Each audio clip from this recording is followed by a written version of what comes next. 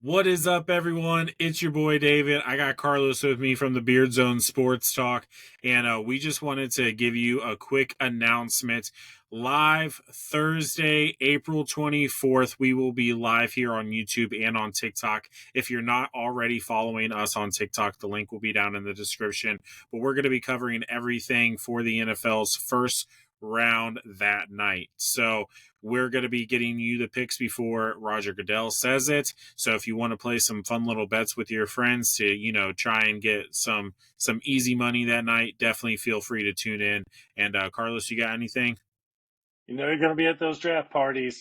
Plug us in your ear. Like David said, we'll get that pick out to you first. Your friends will be amazed and wondering, how in the heck is this guy doing this and why is he spoiling every pick? Be the spoiler that night on Thursday, but we will see you guys then.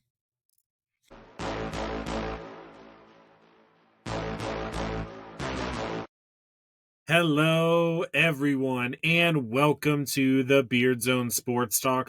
My name is David. I got Carlos here with me tonight. And Carlos, hey, grab your popcorn, get a nice refresher. This is going to be the perfect episode to listen to on your commute to and from work because we got a long list of guys that we got to dive into tonight. And we don't want to miss any of these guys because this class for defensive linemen is absolutely incredible. It is stacked to the absolute brim, and I'm excited to get in with this to you tonight, Carlos. But before we do that, you know what to do. Hit that like button, hit that subscribe button. We appreciate y'all.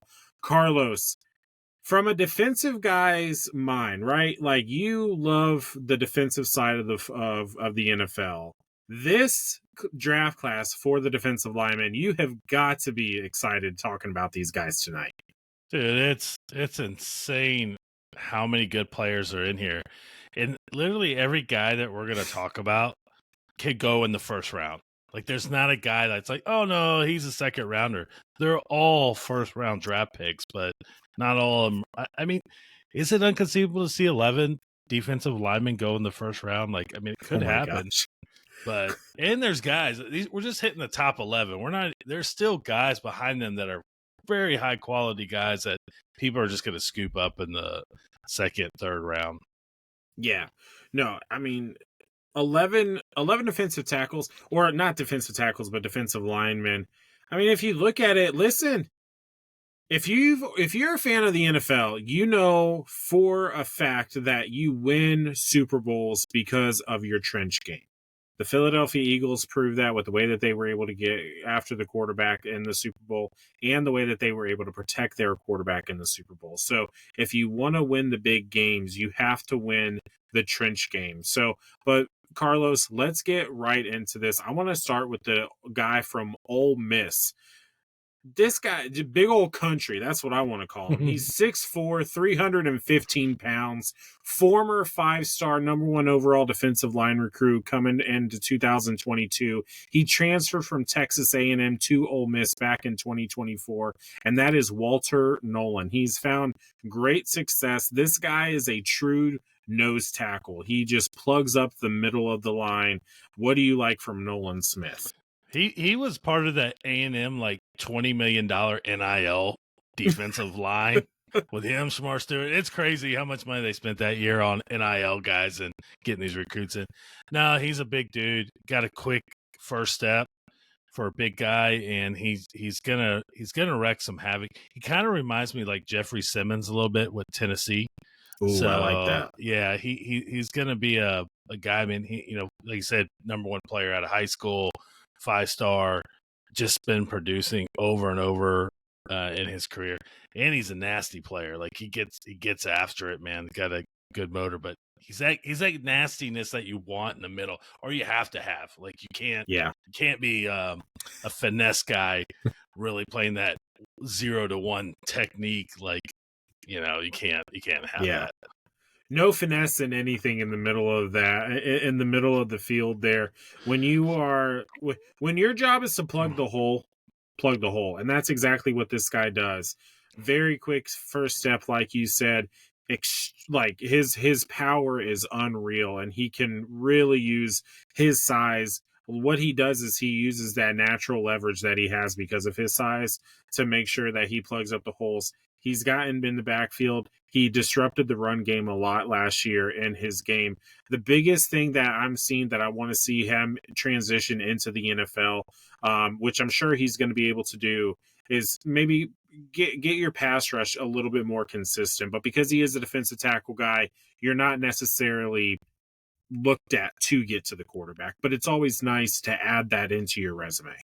Yeah, he'll I think he'll get there. Like depending on who he drafts him, if they move him out to the 3 where he's playing that natural defensive tackle position, or like Green Bay does that weird offset where they have Kenny Clark at the 1 technique and then somebody else at the 3. But I think that part of his pass rush will come because he's got good lateral movement. And you saw at Ole Miss they would run some twists and stunts in the middle, so he's able to move left to right and get up the field too. So he's got some attributes that I think that are going to translate over to the NFL really well. I mean, it's hard to you can't if you got a good guy in the middle there, man. You're a Bucks fan, have Villa in the middle. It's a little bit different because Villa's like a boulder that just won't move. No, it's very true. As Nolan isn't quite that boulder, but he possesses that good lower body strength. Got long arms. You know what I see a lot in these defensive tackles?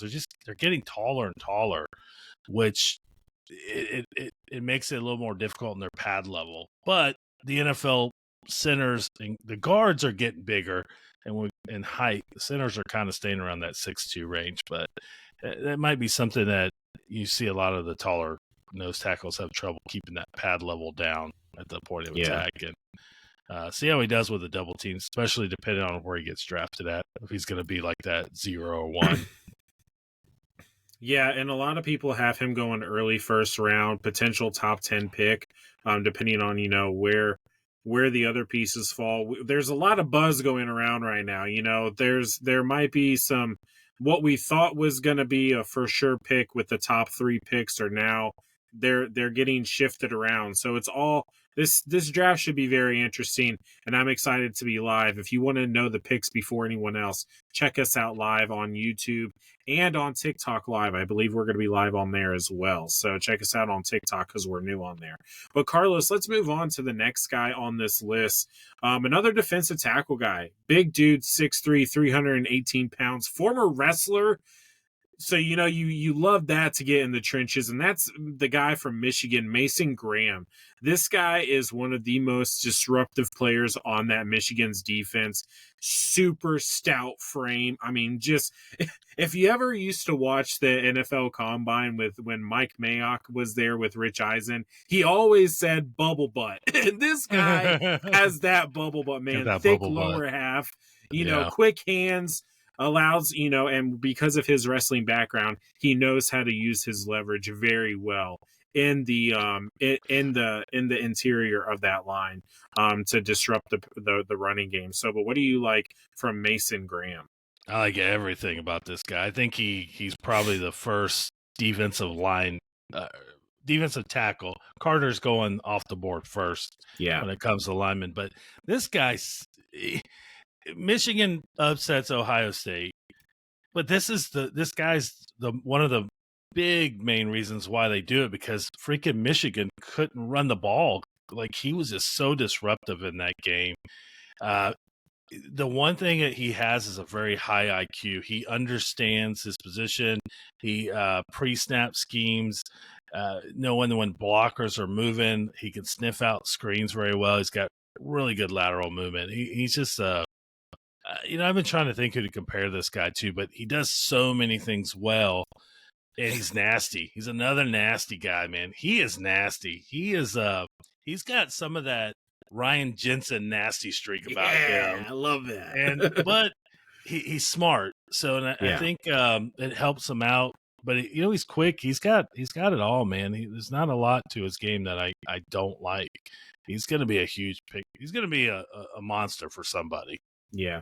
When I think of Mason Graham here, I think a lot of Kenny Clark from the Green Bay Packers. Not super like uber athletic in his twitchiness and everything, but the guy is just an absolute rock there in the middle of the line. very hard to get him off of his spot and his position, and he can move some people around there in the interior, He which is he going to be a does. problem. Yeah, he does. He does a really good job of taking double teams on. It's kind of a thing that you never hear about. And me playing some defensive tackle when I was younger, that's the first thing they teach us defensive tackle is to take on that double team and understand like to split it. Don't you got two guys against you. They're the odds are they're going to move you, but how to hold his ground there, and he does a fantastic job of holding his ground against double teams. Yeah, I like him a lot. Should be another. He might be another top 10 guy. I mean, really. I mean, it's gonna be hard. We really might see 10, 11 defensive linemen go within the first round, Carlos. I mean, how can you, especially like, how do you not want depth, even if you're good? Like Tampa, look at what Jason Light has done over the last several years in Tampa. I mean, he's drafted a defensive line guy or an edge guy. I feel like at least one for the past 5, maybe 6 years, but he's developed and built this line where we have great depth. We can rotate guys in and out. We built all around Vita Vea. I mean, he was the center point of it when we drafted him. And then we kind of built, from the inside out there. But if you're a team, why not grab one of these guys? I mean, take advantage of the opportunity that is given to you. Yeah, look exactly. At Phillies, though, with Jalen Carter, they just kept building that defensive line, yes. And it's made him a wrecking ball. And these guys, and especially Mason Graham, he can feel this guy. I'm telling you, he's so good.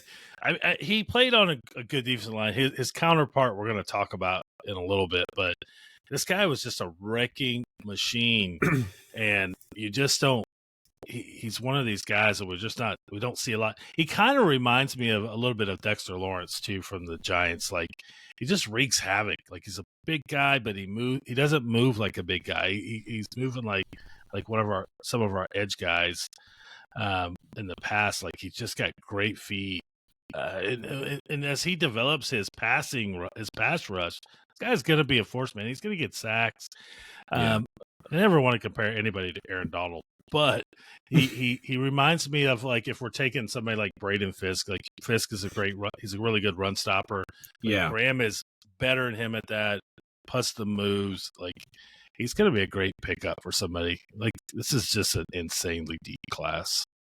Yeah, well, I mean, and you just mentioned it. The other guy that is next to him there on the defensive line is another Michigan, teammate, and that's Kenneth Grant, 6'3", 339 pounds. I mean, this guy, massive frame. I mean, I feel like when I saw that he was 339 pounds, I'm like, is that accurate? Because I felt like he was at least 20 pounds heavier just with the way that this guy is built. Super, I mean, kind of like when you look at Vince Wilfork, and you're just like, oh yeah, that guy is just not going anywhere, very, and he's explosive too off of the snap. He can actually really, that first burst that he gets is actually pretty impressive. So, what do you like about Kenneth Grant? You can tell that Kenneth and that he's playing on there with Graham. Like they both, the one thing I like about both guys, but him too, he's been productive for 3 years at Michigan. So he's come in, he's been productive. This guy at his size ran a sub 40, under 540, like in his freshman year. That's scary. And he was 360 pounds when he came into Michigan, so he's fast. But their film study, man, these guys, he's another one, and it makes sense being under Harbaugh that you have this high IQ of football and being able to recognize what you're lining up against. You can tell him and Graham, they study a lot, but he's got a great IQ and being able, he doesn't have quite the athleticism as his counterpart, but the guy's a beast, man. He definitely will plug the hole. I like it. He's consistent. You know what you're going to get out of him.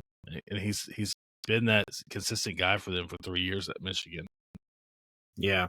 Consistency is key, and that is something that he has shown over the last 3 years there in Michigan. Definitely someone who you can rely on, which is great because one of the biggest downfalls that one of the biggest like Achilles for defensive linemen in the NFL that we've been seeing as the most recently is health. And if you can be healthy, if you can show that you are reliable week in and week out and year after year, that longevity, man, that plays a big role and a lot of success with defenses. So Yeah, he did a good yeah, job through his 3 years, and as he's gotten better, like improving his passing moves, like he's added that to his game for a big guy. But the one thing I think that's going to help him in the NFL um, is that also on special teams, he's did a good job at Michigan lining up in the middle on field goals and getting in there and pushing those guys back to help them block some field goals. So he's got some versatility where I mean, worst case, I don't know if he doesn't pan out as a defensive tackle, but he's got some special team stuff. But I like the guy. I just like that he kept getting better, and I think that's going to translate in the NFL. He's going to get on a team, hopefully with somebody that is going to mentor him a little bit and just keep his game. I think we're just going to keep seeing his game go up and up. The ceiling is high, which is always good. Let's transition over to another one I actually really like this guy, and he's from Marshall. Mike Green from Marshall, 6'3", 298 pounds. Little bit on the smaller side, kind of, compared to the two that we just mentioned. But very great athlete, very quick first step. He has strong hands, to facilitate when he's when he's shedding blockers. I do see him struggling against probably some double teams, especially with him being in the interior of the line. With some of these guards and how big they are. So he might be easy to kind of hold on a play, especially if he's teamed up against. But I still like him. I think he can be a mid to late round, possibly a rotational kind of player. But I like Mike Green a lot. Yeah, he came in to college as a wide receiver. So I think that helps him with that quick first step. He does have that good burst. He's got kind of his burst is kind of like Von Miller-esque.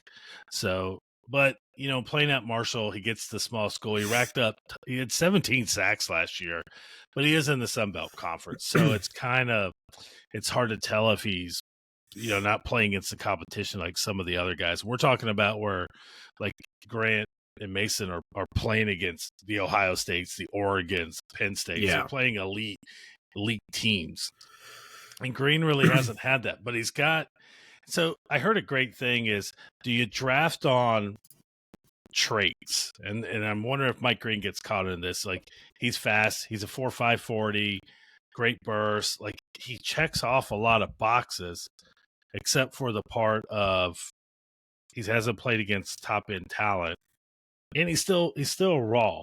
It doesn't mean, like I say, you can still draft off those traits, but sometimes drafting off the eye candy test doesn't always can kind of slap you in the face a little bit. So that's my only worry about Green. It's just not seeing him against elite talent, but man, he checks off a lot of boxes when you're looking at physical traits from a guy.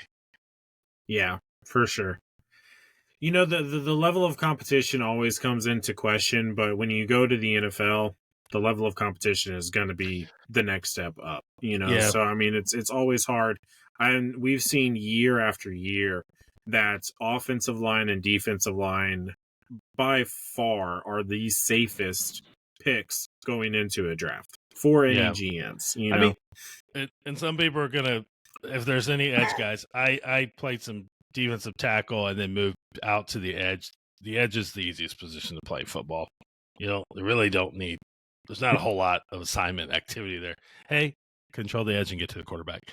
But Green is another guy too. He was a wrestler as well. That's where he gets those, he has those good hands.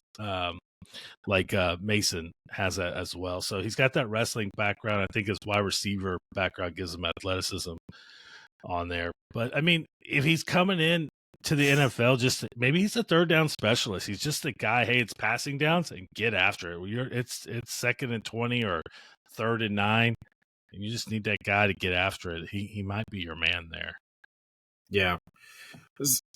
Some of these guys are going to be those rotational guys, but again, look at Philly. Look at some of those guys who are those rotational guys made huge plays in the biggest games this past year for Philadelphia. So, I mean, having a guy in your rotation there is definitely, you know, a weapon in itself. So, but let's move on to we're going to go back up in weight class here a little bit, Carlos. We're going to stay on the defensive tackle side of things, but that's Derek Harmon from Oregon.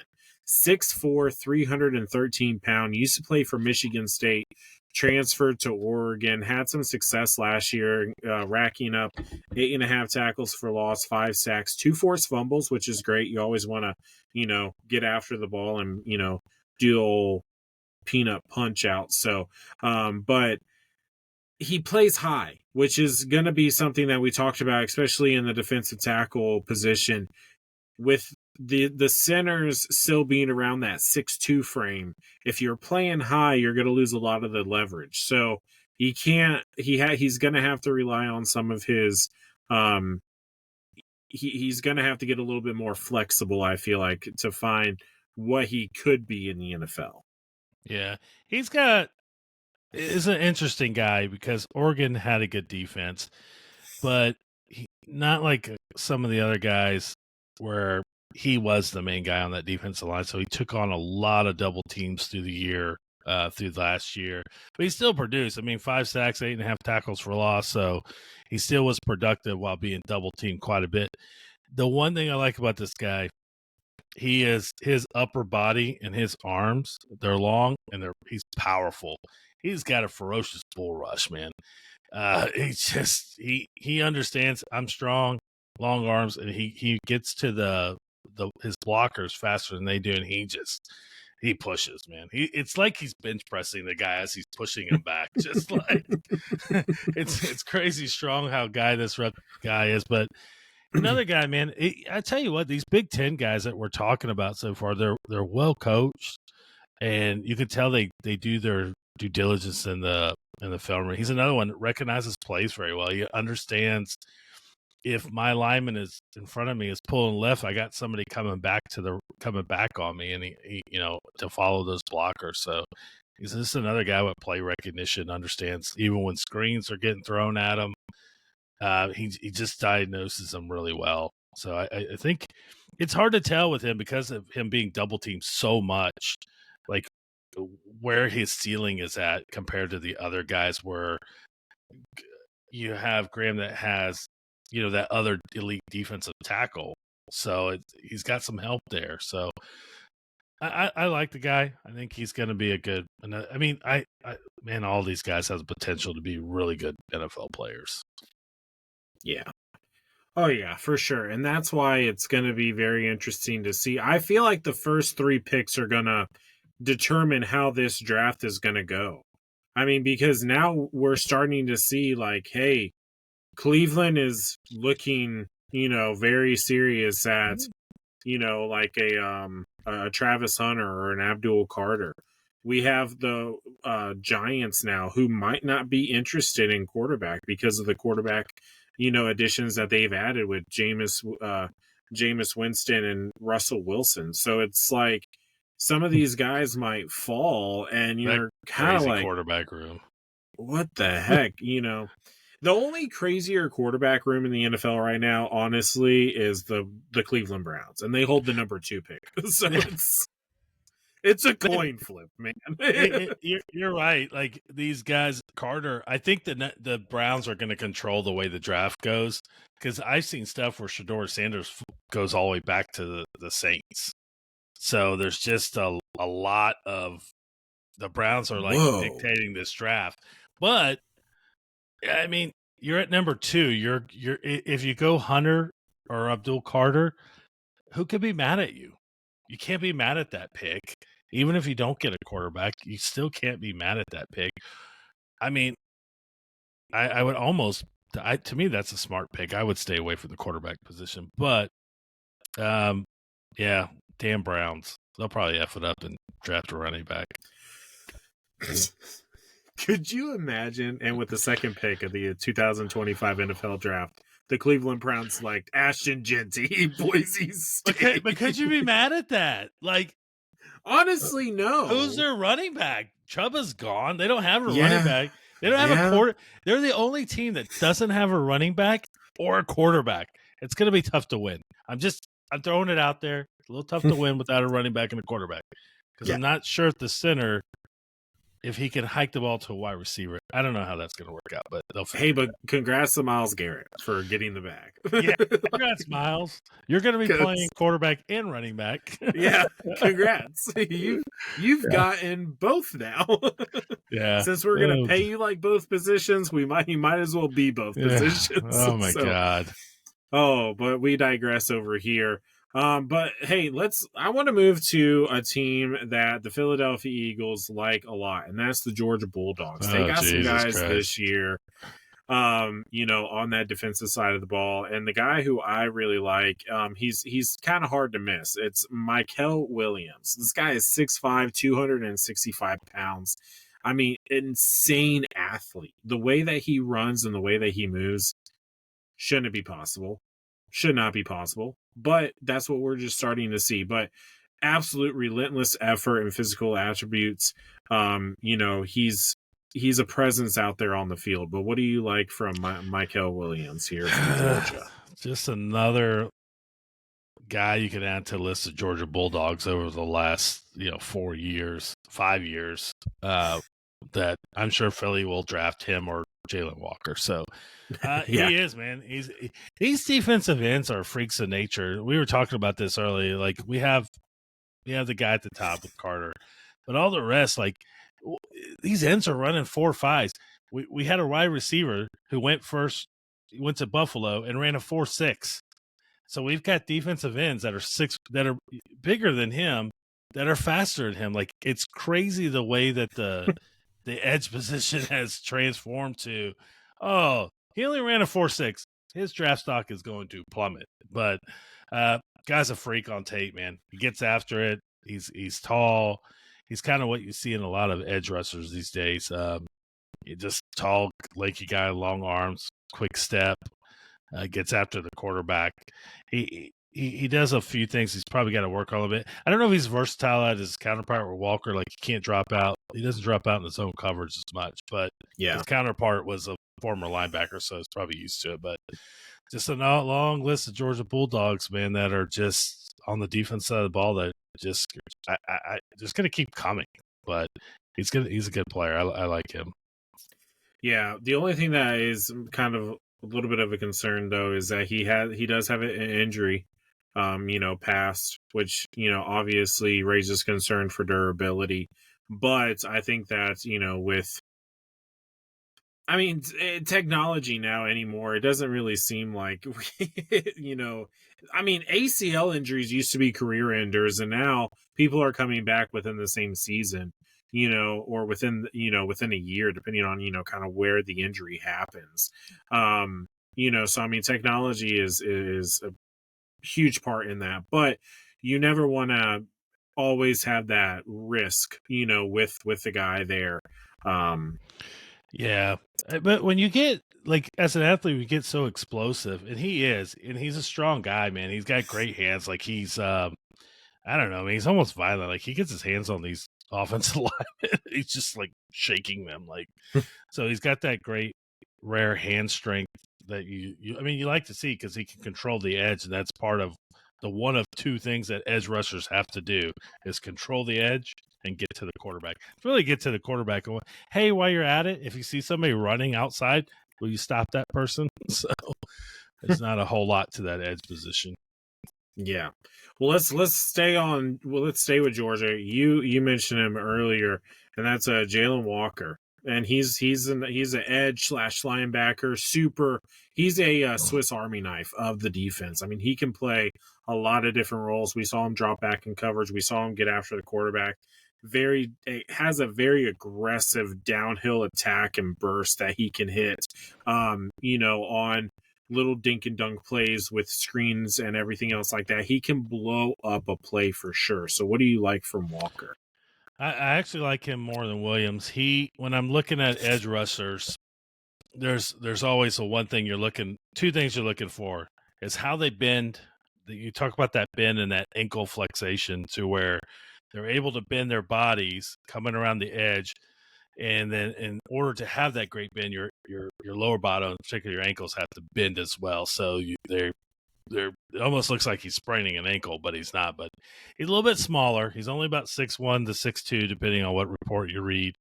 About 245 to 250, but fast. 4.5 40 guy here is Mikkel's probably like a 4.7 guy.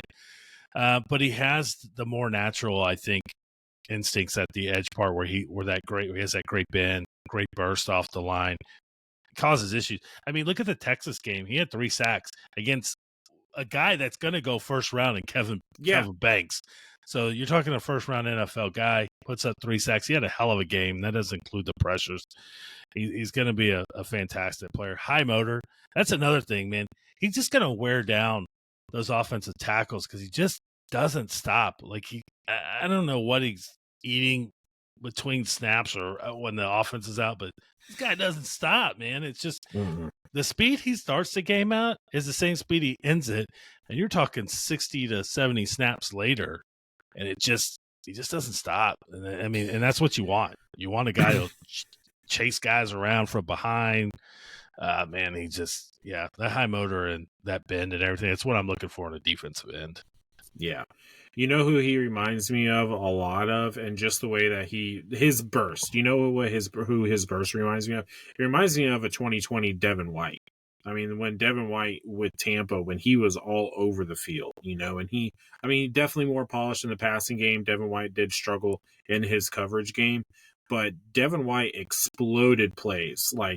Absolutely blew plays up because of his burst and because of his acceleration and being able to chase down, players from behind, able to get back into the backfield in just a blink of an eye.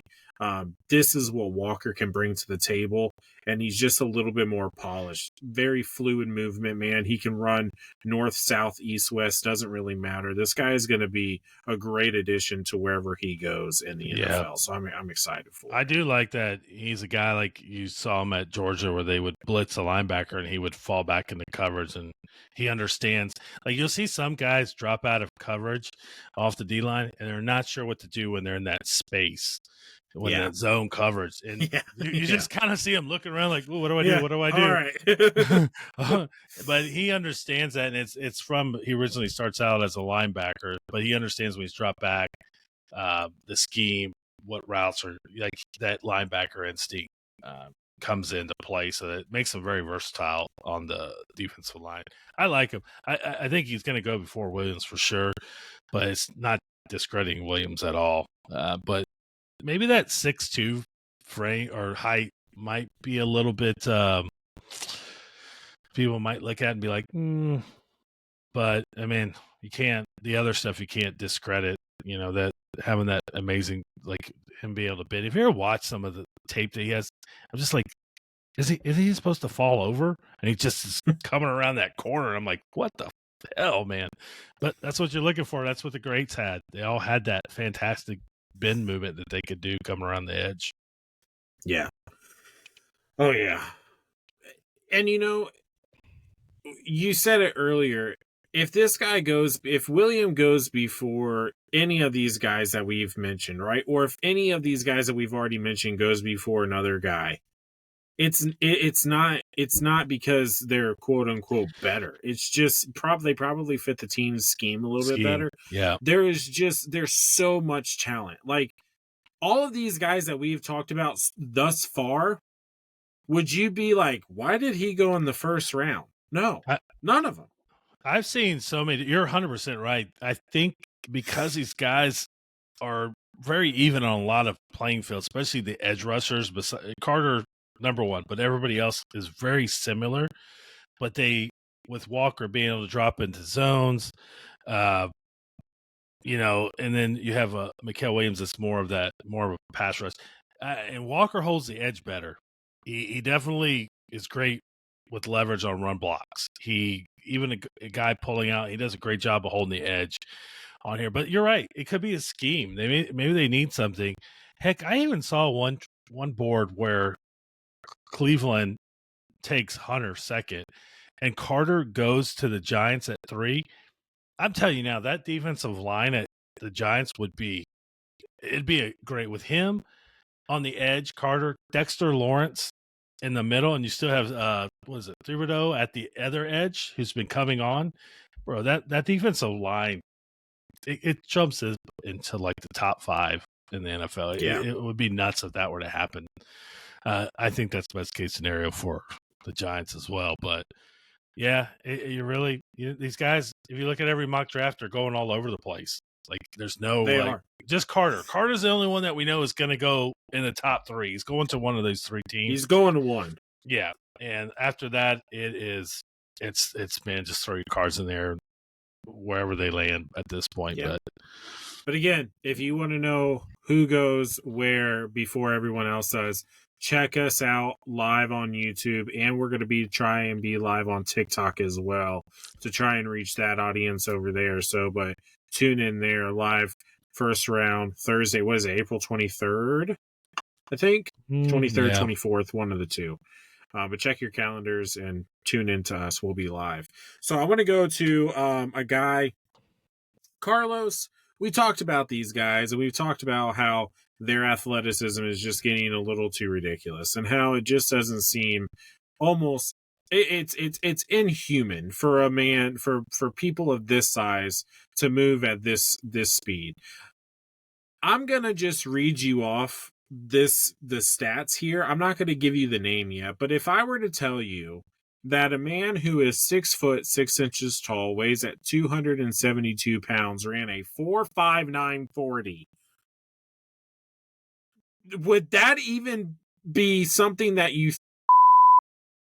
Oh, he's back. Hey, He's back. I'm back. Holy moly, man! I tell you what, sometimes the internet just doesn't want to work. So had to dive into this. But Carlos, I'm sure that you know. I don't know where I left off, but if you heard the height and the weight and what he ran, I'm sure you knew who I was talking about. No. Well, you cut off okay. early. You went into freeze frame. You're like,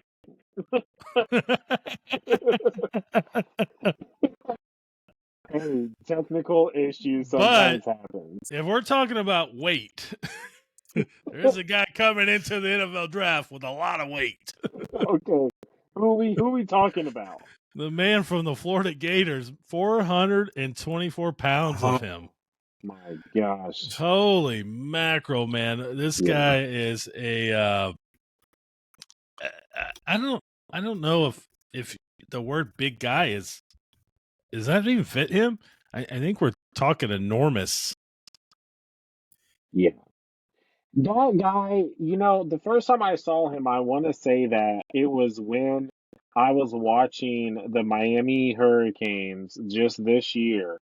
And I was at your place, I believe, because it was the Florida versus Miami game.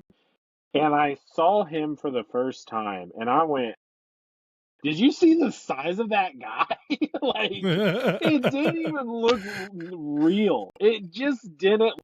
Yeah, I mean, he's been like, Desmond Watson's been like up there is around like 450 pounds at one point. Like, how did they find pants to fit this guy, dude? You mentioned the bubble butt part. This guy is huge, but he moves well. Like, he went to the combine. He had a good vertical, his broad jumps, and he did it. Let me tell you, this is what I respect the man the most. He did it all shirtless. And I respect that. He let it hang out, let all the parts fly where they went. But he didn't have a bad combine. I just 420 pounds, man. That's a big dude. And how can you, like, is that sustainable? I can't imagine an NFL team allowing him to stay at that weight. I think we're going to see some. He might hit the carnivore diet when he gets into the NFL. Hey, if they allow that though, Eddie Lacy has a chance to come back, man, and I'm all for that. So, but no, I don't think that an NFL team would want to have a guy to be that big. Obviously, longevity, health concerns. I mean, you can't maintain that kind of build and have a high quality of life. The guy is an athlete, though, like you said. He moves well, and if he were to get into an NFL weight room with the proper nutritionist, which he's going to get in the NFL, he can be a weapon. He can be a great rotational guy in the NFL. I really do see. It's just gonna be about who's gonna take him. I don't know Does he who's wear gonna take him. Does he wear 21 in the NFL? Like, hey, But I think it was the number 2 jersey and then the number 1 jersey, and they had to splice them together to They fit were around like, this guy. they And were he's like, what do you want? 6'5".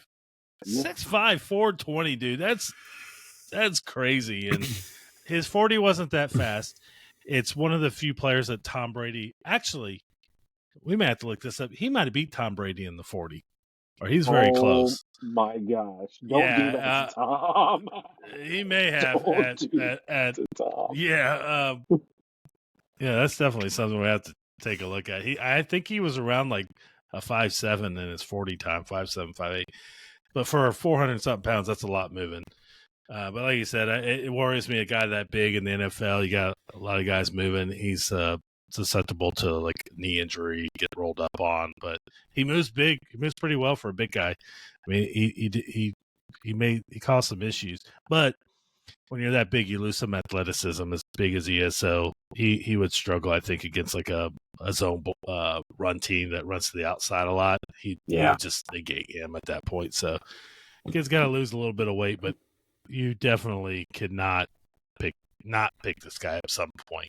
Like, Yeah, for sure. So, well, Carlos, was he the only one that you talked about while I was offline for a brief moment? no, it was just kind of going over like how these edge rushers are like the 2019 class. Might have been a little dead air there too, so but don't worry, we'll edit that out. Yeah, we'll be sure to make the adjustments. So, but Carlos, I want to actually talk about the guy who I was going to talk about, and we talked about athleticism. We talked about these guys coming into the NFL and being absolute freaks of nature, and I mean almost inhuman in the way that they are moving. And I'm just going to read you off a little bit of stats here for this guy.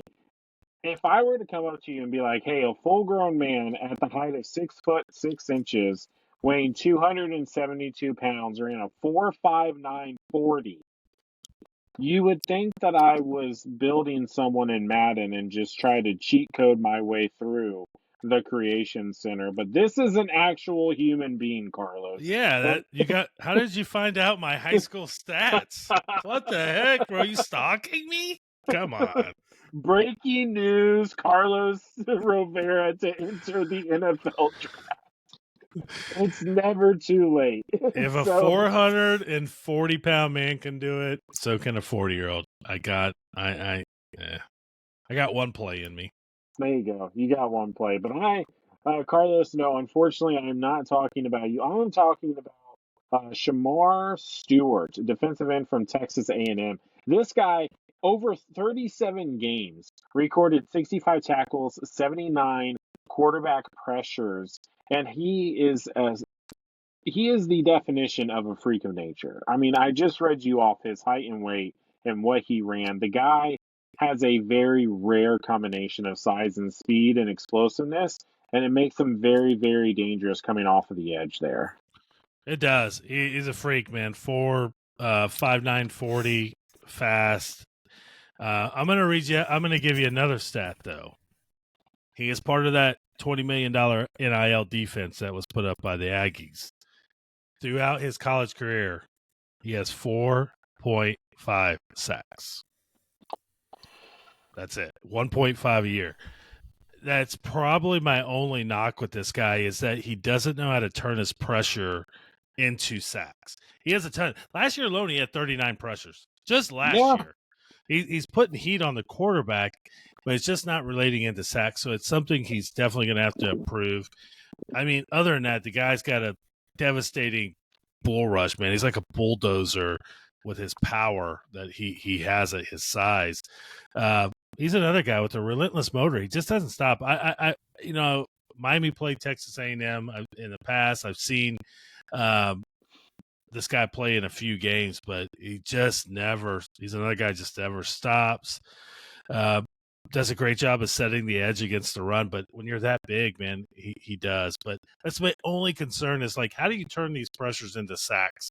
Because if you have 39 pressures, if I told you a guy had 39 pressures, you're thinking at least 10 sacks. But this guy only has 4.5 throughout his collegiate career. But you can't, and he has a hell of a combine too. That was the other thing with him. He put up some crazy numbers at the combine.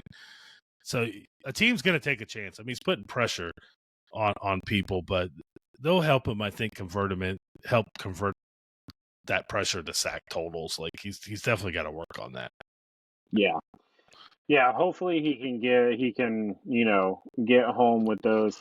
I mean, think about even if he got home with just like 10 or 20% of those quarterback pressures. I mean, that would be, all the difference in the world right there. What I think he does, he's like you say, super athletic. I don't think he has a plan when he's rushing the passer. I think he's just, I'm athletic, I'm quick, strong. I'm either going to bull rush you and push you back towards the quarterback, and then the quarterback either steps out or rolls out. He's going to have to work at that next level. He's going to have some kind of a plan of attack, whether it's developing a spin move. He bends well. He's got that bend you're looking for, but maybe it's either a rip move or some of these other guys have really good, like they have a move that they could go back to. Like Dwight Freeney he was the swim guy. Like that guy, you knew it was coming, you just couldn't defend it.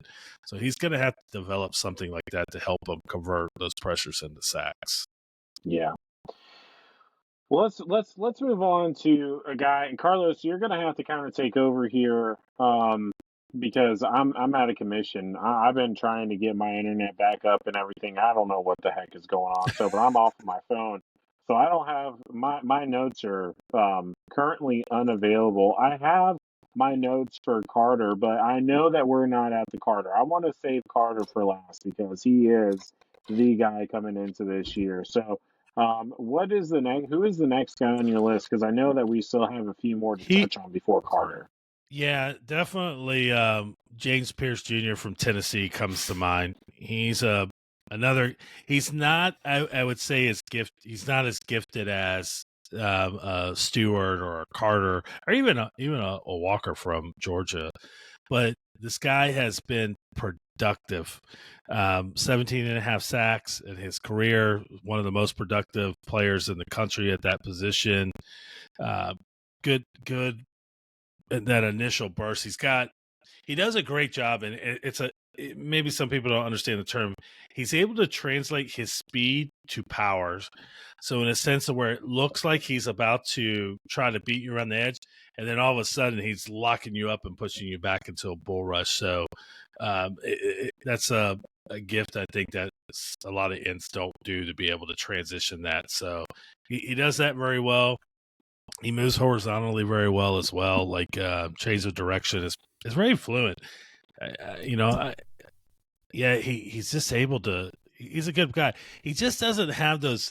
He's not checking off all the boxes like a Carter, or definitely not a Carter and Stewart on here, and maybe not even a Mike Green. I mean, if I put Mike Green's traits and his abilities on one piece of paper and Pierce's on another, you're probably still leaning towards Green. But Pierce puts numbers up.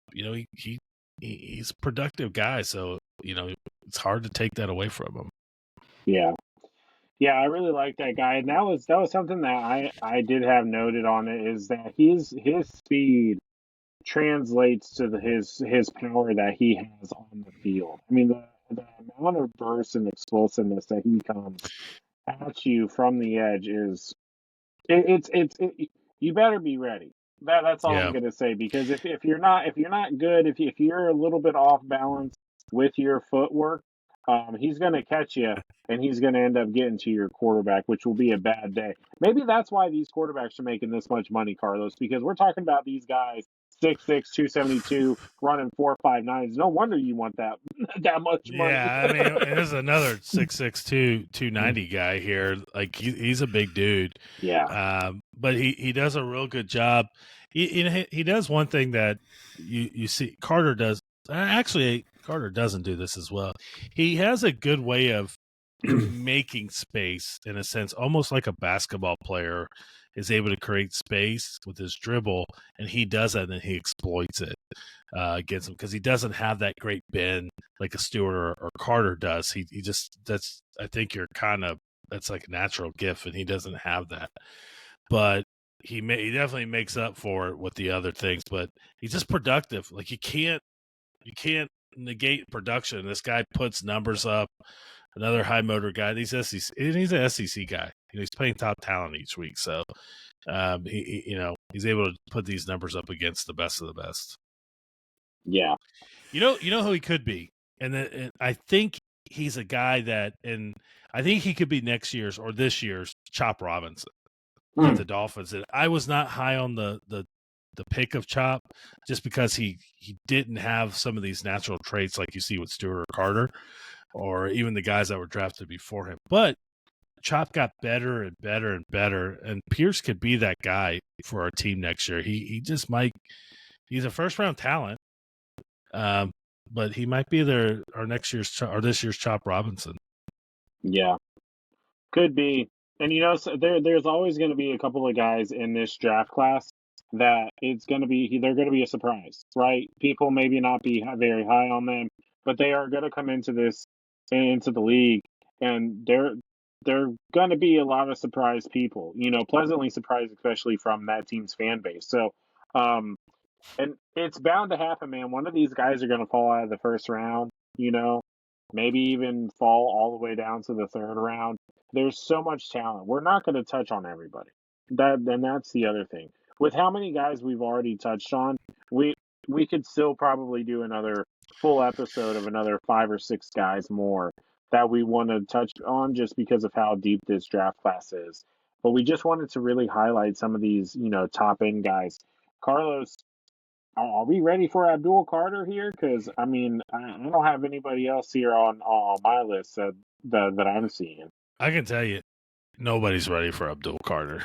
No. This guy is a freak, and he's that freaky freak, not in the sense of but he's he played with one arm at the end of the year and still was blowing by defense or offensive tackles. One arm. In meaningful games, we're not talking like he's playing against Fresno. We're talking about like playoff contention. He's in the playoffs with Penn State making a run, and he's got one freaking arm, and they still can't stop him. It's just this guy has got it, man. He's got that he's tough. Like most people probably would have, hey, I'm going to be a high draft pick, and they sit out, but tough guy, athletic. He's got crazy bend, crazy ankle flexation, just everything for this guy. The best move that Penn State did for this guy, he came in as a linebacker and struggled. And they were just like, hey, we're going to put your hand in the dirt, and you're going to stand up on the edge, and you're just going to wreak havoc. Because if you look at his size, he's not one of the, like we just went with Pierce, the 6'6", 290. He's about 6'3", 6'4". They say he's 250. I don't know. He might be like around more like 240, but not a big dude, man. When you look at him, you're like, we got wide receivers. Like DK Metcalf's bigger than him. Yeah. So, yeah. But what a freak. How much bend he has. His bend is something that impressed me the most. I mean, the guy would look like on some of his pass rushes that he was completely parallel to the ground. He looked like, when you watch, motorcycle races and they're like, inches from the ground. That's what this guy does, man. And I mean, he keeps his balance and he doesn't lose any of the speed as he's going around that edge. And that's something that is going to be incredible coming into the league because, a lot of these offensive linemen, I mean, they're pretty quick, especially left tackles, right tackles, they got good bursts, so sometimes it's hard to get around them, but this guy for sure has it. He's honestly, man, he's Micah Parsons 2.0 in my opinion. I mean, he really, really is.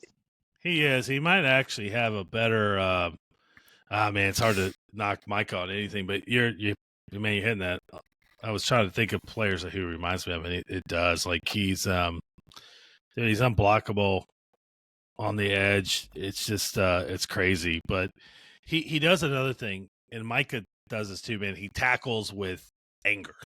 It's Yeah. fierce. He forces fumbles. He goes after the ball when tackling the quarterback, but he runs through people, especially when he's getting running backs in the backfield or chasing down people. He's an angry tackler. Something's going on that he's working out on the football field. But he's taking it out on those quarterbacks and running backs in the league, and I like that toughness that he brings. And just man, he tackles.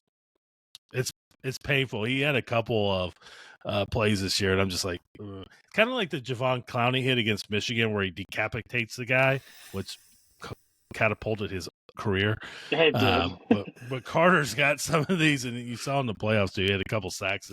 Guy had 17 and a half tackles for a loss and 12 sacks last year. Like, and mindful, I think I did say this with one arm for a little while.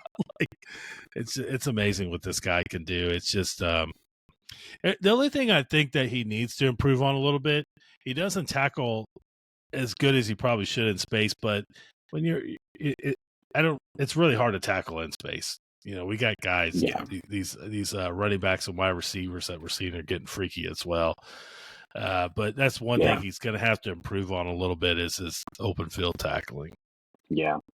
There's always room for improvement, but if you want the full package, Abdul Carter is generational. I think he's going to be one of those guys who, honestly, man, you mentioned it a couple of weeks ago when we were talking about the quarterbacks.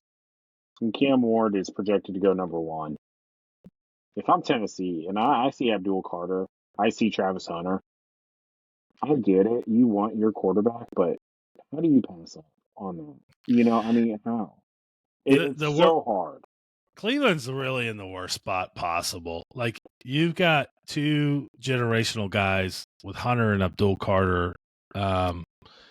Like, I think I would trade back. You're just in a no-win situation. But because this class is deep, if you're trying to go Carter, maybe you try to pick up Shamar Stewart a few places back if you move to like 7. Heck, I've seen Stewart go as far as like to 16, 17. So, and he's not Carter. There is a gap there, but he's still a freakish athlete that you can mold. Greg Rousseau from Buffalo that came out of Miami was a freaky player, tall 6'7" guy, 260, 270. And Buffalo was able to hone in on his skills and show him how to use that athleticism. And the guy has turned out to be a great football player for Buffalo. And I think Stewart's that kind of guy, because with Gregory, he didn't really produce the big numbers at Miami like you see with the James Pierce and Carter, but he has similar traits. So Cleveland's could make a home run hit with Carter or Hunter, or they could be ready for the big bust. Yeah.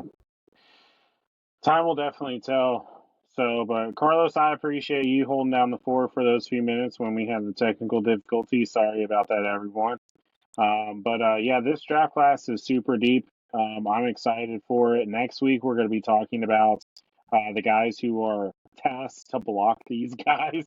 So we're going to be doing our offensive line, and then finishing up with the defensive backs, leading right into the NFL draft. Again, we will be live on YouTube first round.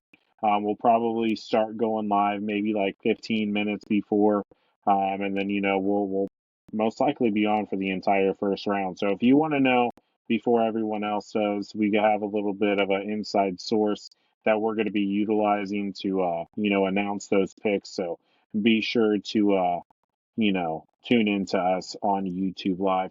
Follow us on all of our social medias. We're on everything: TikTok now, Facebook, Instagram, all the good jazz. And of course, here on YouTube, hit that like button, hit that subscribe button. And until next week, we will see you guys later.